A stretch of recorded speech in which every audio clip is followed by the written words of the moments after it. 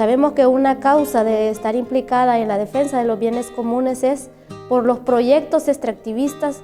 que han sido otorgados a empresas, violentando la autonomía de los territorios indígenas, y por eso es una defensa justa y digna a favor de los pueblos originarios.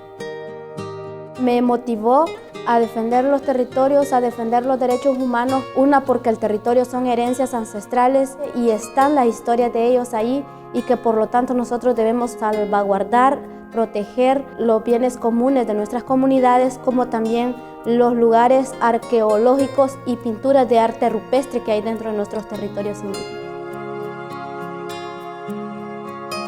Muchas veces pues las mujeres somos quienes emprendemos la lucha por el territorio, somos las que estamos de enfrente, pero muchas veces no se nos visibiliza nuestra labor como mujeres, nuestra lucha, pero es importante involucrarnos y ser parte de las tomas de decisiones y en el control de la autonomía por nuestros territorios vida y por nuestro territorio cuerpo. Uno de los riesgos que implica es que nos tenemos que oponer contra los poderes del Estado, a la persecución y a la criminalización, como a las campañas de odio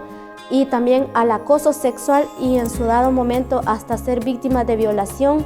y también los riesgos que corren nuestras hijas y nuestros hijos, que al final los tenemos que terminar sacando de nuestro territorio para salvaguardar su vida y seguir la lucha por el territorio, porque sabemos que luchar por el territorio estamos luchando por las nuevas futuras generaciones y las generaciones que aún todavía no conocemos. Como decimos, luchamos para un país entero y una humanidad completa.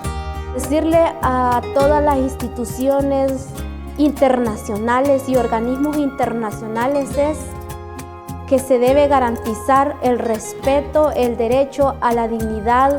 a no más violación a los derechos humanos, y como también garantizar la participación de las mujeres, porque lastimosamente en nuestro país de Honduras cada 24 horas